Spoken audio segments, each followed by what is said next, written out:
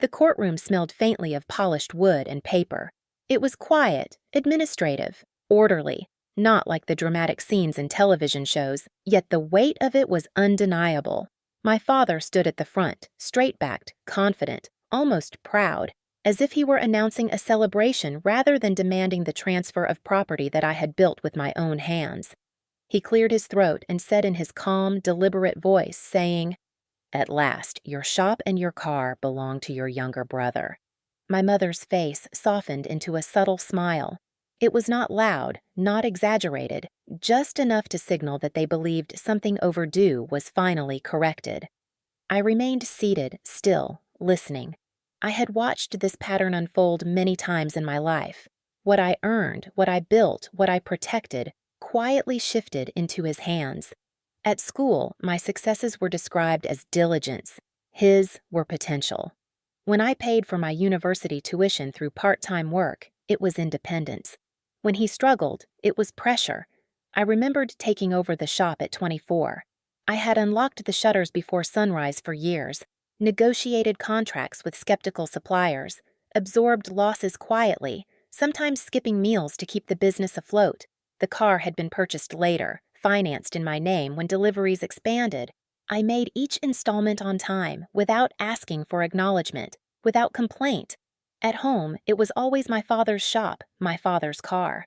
I was just managing temporary property, never ownership. Hearing the formal declaration of transfer in the courtroom, I did not feel shock. I was listening, watching, processing the pattern that had been reinforced throughout my life. The judge, calm, methodical, turned pages slowly, glancing over documents, seemingly unaware of the quiet tension in the room. My father continued, explaining how family obligations worked, how elder children sometimes had to sacrifice, how younger siblings needed a foundation, generosity framed as tradition, tradition funded by me.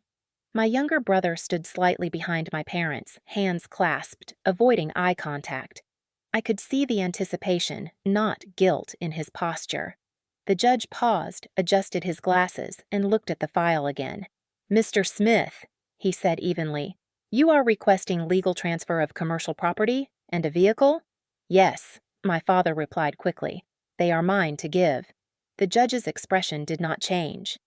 "According to these records," he continued, "the business registration lists your elder daughter as the sole proprietor. Tax filings for the past 6 years are under her national identification number. The vehicle loan and title are also registered under her name." Silence settled across the courtroom, heavy, undeniable. My mother's subtle smile faded first, her posture stiffening as the realization hit. My father blinked. "It is family property," he said, voice tightening slightly. "We agreed it should go to her brother." The judge raised his hand slowly, deliberately. "The court does not adjudicate verbal family expectations. It reviews documented ownership. There is no legal basis for involuntary transfer of property in this case." I felt the shift, subtle but absolute. For years, control had been emotional, conversational, implied. Now it was codified in law. My father tried again, softer this time. "It was always intended for him." The judge looked at me directly. "Is that your position?" This was the moment I had prepared for mentally, for years. No speeches, no arguments, only clarity. "No, Your Honor," I said. My voice was calm, firm. The shop's debts had been settled by me. Registration and operational responsibility had been under my name for years. I had continued running the business independently. I did not look at my parents while speaking. There was nothing else to add. The judge nodded, made a note, and moved to the next case. No gavel slammed, no lecture delivered, just quiet affirmation of fact. Outside the courtroom, the hallway felt narrow, the air thick with tension.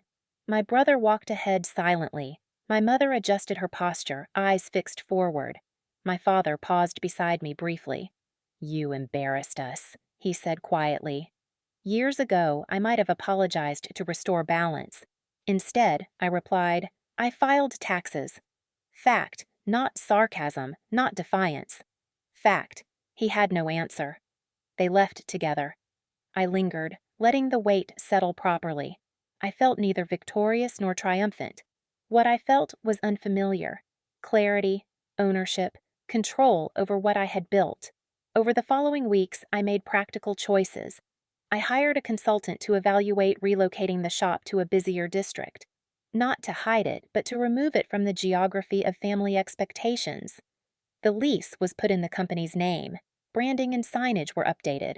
The car stayed with me outside my apartment, not my parents' house. My brother called once, cautiously, suggesting a meeting. I replied politely that we could meet for tea, but I did not offer keys. Breaking free was paperwork, preparation, and clarity, not spectacle or revenge.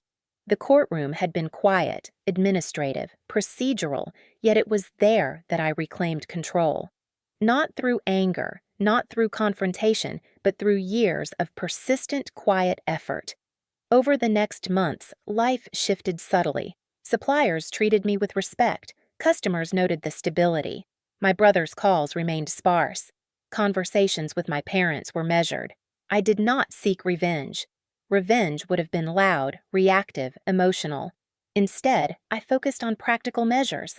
I ensured all documents, registrations, and filings were aligned and updated.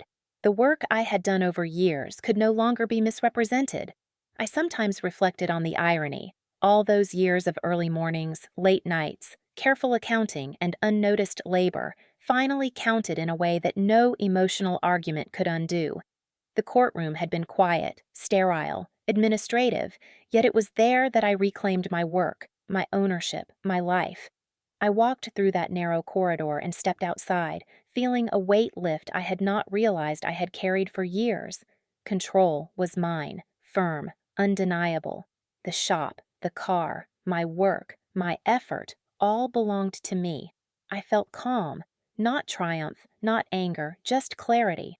I realized I had learned a lesson that years of emotional negotiation had not taught: persistence, preparation, and fact outweigh manipulation, favoritism, and expectation. My parents had tried for decades to frame my work as temporary, to make me believe it was not truly mine. Now, under law, it was impossible to deny. I reflected on my early life. Small achievements I had labored over quietly, moments of responsibility, initiatives I had taken that went unnoticed. All of it had prepared me for this quiet reclamation. I remembered negotiating with suppliers who doubted me because I was young, small, and female.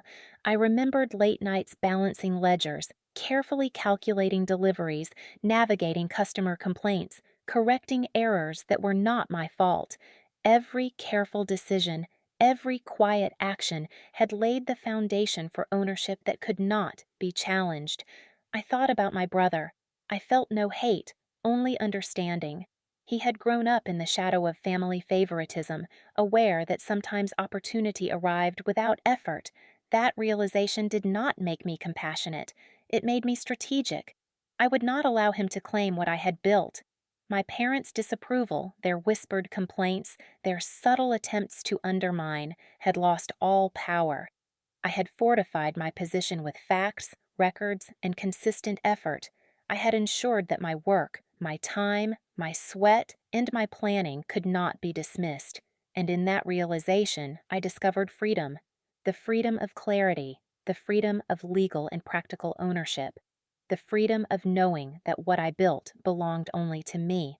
Over the following year, I expanded the business strategically. I did not seek to prove anything to my parents or my brother. I improved operations, hired staff I could trust, expanded delivery routes, and built a loyal customer base. Each success reinforced the simple truth: ownership and effort cannot be taken by words or expectation alone. Occasionally, my brother reached out, not to argue, not to ask for rights, but sometimes to seek advice or information.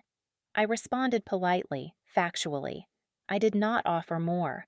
I had learned that boundaries were more powerful than anger, that preparation was stronger than confrontation, and that clarity was more lasting than drama. I occasionally reflected on the courtroom moment, on my father's words, his calm voice, the subtle smile of my mother. I did not feel vengeance. I did not feel triumph. I felt the satisfaction of quiet justice, of fact recognized, of work and responsibility validated. I realized that my parents' attempts to reframe ownership through words and expectation had failed because I had relied on something they could not manipulate: action, responsibility, and evidence.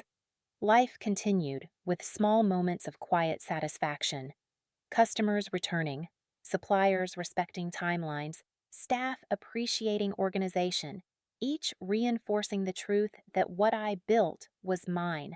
I found a new rhythm in my life, no longer attempting to justify myself, no longer needing to negotiate recognition. Each morning, I unlocked the shutters of the shop. Each delivery run, each business decision was proof of my independence. And I understood something I had never realized before. Real control is silent, not loud. It does not require revenge, confrontation, or spectacle. It only requires clarity, effort, and persistence. Years of effort, small unnoticed actions, early mornings, late nights, careful planning, and unrecognized sacrifice had culminated in a quiet victory. The courtroom was quiet, but it was decisive. The law recognized my work, my ownership, and my voice.